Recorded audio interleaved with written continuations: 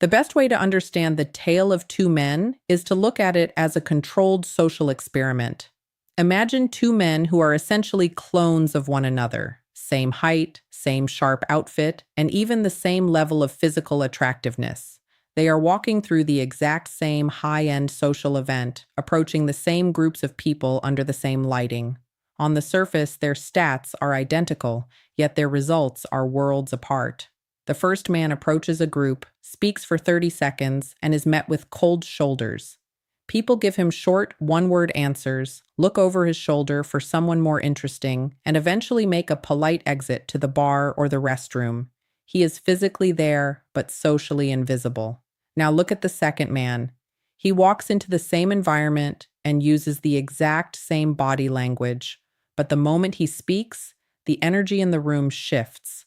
Instead of leaning away, people are leaning in. Instead of checking their phones, they are making intense eye contact and laughing. He isn't more handsome or wealthier than the first man, but he has unlocked a cheat code for human connection. The secret isn't a long, complex story or a rehearsed pickup line. It's a simple two-word opening phrase that acts like a key to the human brain. This isn't magic, it's neuroscience. While the first man is likely triggering a defense response by sounding like everyone else, the second man uses those two specific words to trigger a deep psychological reward response. By the end of this breakdown, you'll see that human attraction isn't nearly as random as we think. It's a predictable reaction to how we make others feel about themselves. You are about to learn how to stop being the guy who gets polite exits and start being the person who becomes the magnetic center of any conversation. The interview trap is the most common reason why perfectly capable, interesting people fail to connect in social settings.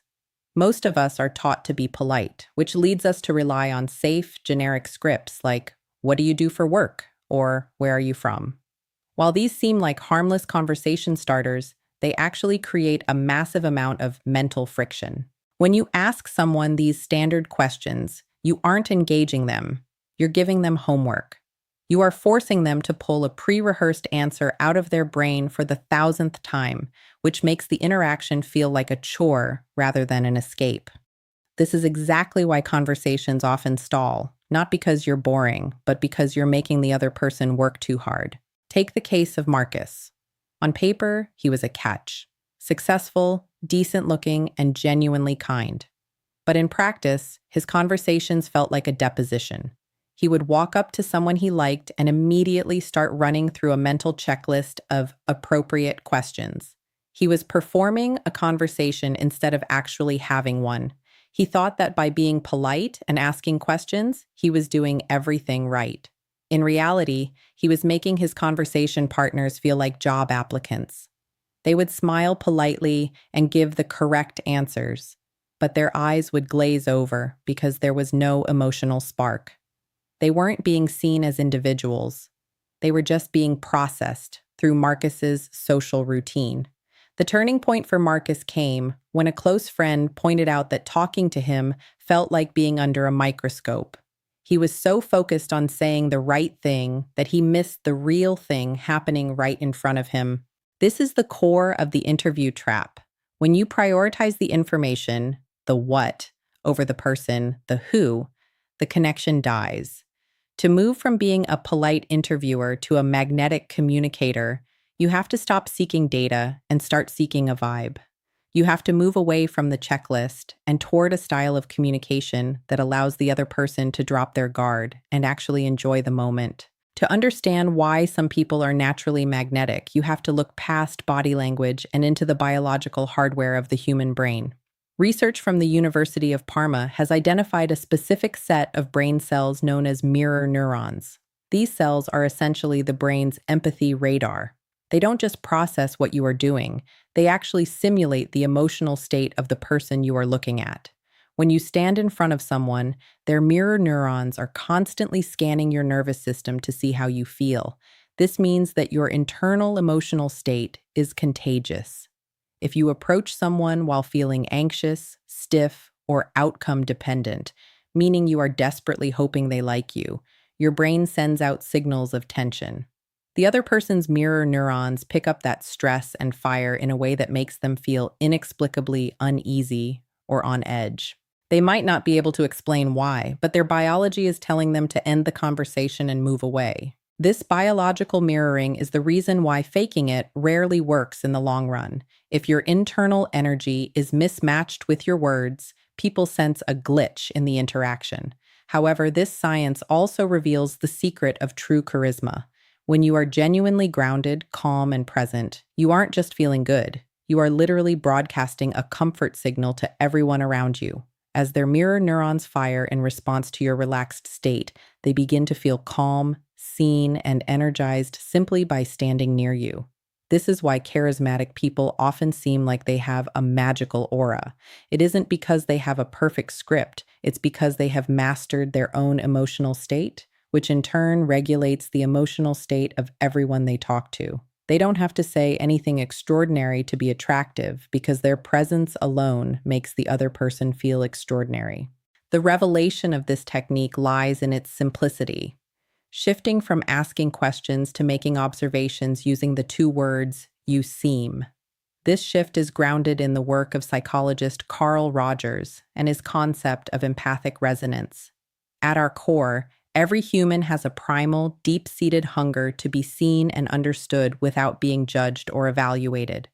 When you use "you seem," you aren't just starting a conversation. You are signaling to the other person's brain that you are a rare individual who is actually tuned into their frequency. It transforms the interaction from a generic exchange of data into a moment of genuine human connection because it prioritizes the other person's reality over your own social agenda. The power of these two words comes from how they solve three major social hurdles simultaneously. First, it signals observation. In a world where everyone is constantly distracted by their phones or their own internal anxiety, giving someone your undivided attention is a superpower. By saying "you seem," you prove that you have been looking at them, noticing their energy, and processing who they are as an individual. This immediately makes them feel valued and sets you apart from the dozens of people who just want to talk about themselves. Second, it invites curiosity without the pressure of being right. If you tell someone you are adventurous, you might come off as presumptive or know-it-all. But when you say "you seem adventurous," it's a soft observation. It's an invitation that leaves room for them to say, "Actually, I'm not," or "Wow, how did you know?" This creates a safe space for the conversation to expand naturally. Finally, this phrase triggers a biological itch for self-disclosure. Research from Harvard University has shown that the act of sharing information about ourselves is inherently rewarding. It actually activates the same pleasure centers in the brain associated with eating a great meal or receiving money. When you make a "you seem" observation, you aren't just making a comment. You are handing them a golden opportunity to talk about their favorite subject, themselves. This creates an immediate emotional hook that compels them to respond, explain, or elaborate. You've essentially opened a conversational door that they want to walk through, turning what could have been a stale interview into an engaging, high-energy connection. The execution stage is where the magic either happens or falls completely flat, and the secret lies in specificity. Most people make the mistake of using "you seem" to deliver a generic compliment, like saying, "You seem really nice," or "You seem pretty." The problem is that these statements aren't actually observations. They are judgments. A person who hears "you seem pretty" doesn't feel seen. They feel managed. To truly unlock this technique, you have to move away from shallow flattery and toward reflecting their unique character, energy, or vibe. You are looking for a specific detail that makes them different from everyone else in the room. Instead of a boring "you seem nice," you might say, "You seem like the kind of person who laughs at their own jokes before they even finish telling them." This is a sharp, playful observation that shows you are actually paying attention to their personality, not just their surface-level appearance. When you get this right, you achieve what psychologists call perceptive attunement. This is the rare ability to notice and accurately play back the inner world of another person. It is a deeply powerful social tool because when a person feels truly understood at a character level, their brain reacts physically, Specifically, it triggers the release of oxytocin, often called the bonding hormone or cuddle chemical. This is the same chemical released during significant moments of human attachment, such as between a mother and her child or between long-term partners. By making a specific, non-generic observation, you aren't just having a polite chat, you are creating a biological shortcut to trust and intimacy. You are essentially telling their nervous system, "I see the real you," and their brain rewards that recognition with a surge of positive, bonding chemicals. The beauty of this approach is that it makes you stand out instantly. While everyone else is busy using empty calories in conversation, like generic questions or shallow praise, you are offering emotional nourishment. For example, telling someone, "You seem like you've seen more of the world than most people in this room," is magnetic because it suggests they have depth and experience. It invites them to share their history and confirms that you are a perceptive, high-value individual who notices things others miss. This is how you move from being a stranger to being someone they feel a strange, immediate click with.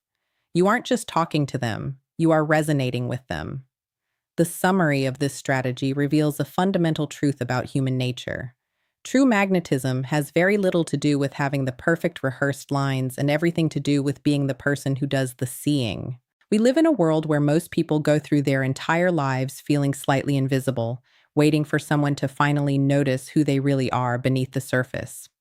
When you walk into a room and adopt the "you seem" mindset, you aren't just using a conversational tactic. You are positioning yourself as a rare, perceptive individual in a sea of distracted people. You stop worrying about performing or saying the right thing to look impressive, and you start focusing on the real thing happening right in front of you. By shifting your focus away from your own performance and toward the other person's energy, you become a mirror that reflects their best self back to them. This approach is more than just a social hack. It is a complete philosophy of connection. When you focus on someone's vibe, reflect it back to them with a genuine observation, and then simply listen to the story that follows, you create an environment where people feel safe, understood, and deeply attracted to your presence. This isn't just about improving your dating life or getting more phone numbers. It's a way of being that transforms every relationship you have. Whether you are talking to a sibling, a colleague, or a complete stranger, the ability to make them feel seen is the highest form of social currency. By becoming a person who notices the meaningful details, you don't just attract people. You build a life filled with deeper friendships, more trust, and a much richer experience of every human interaction.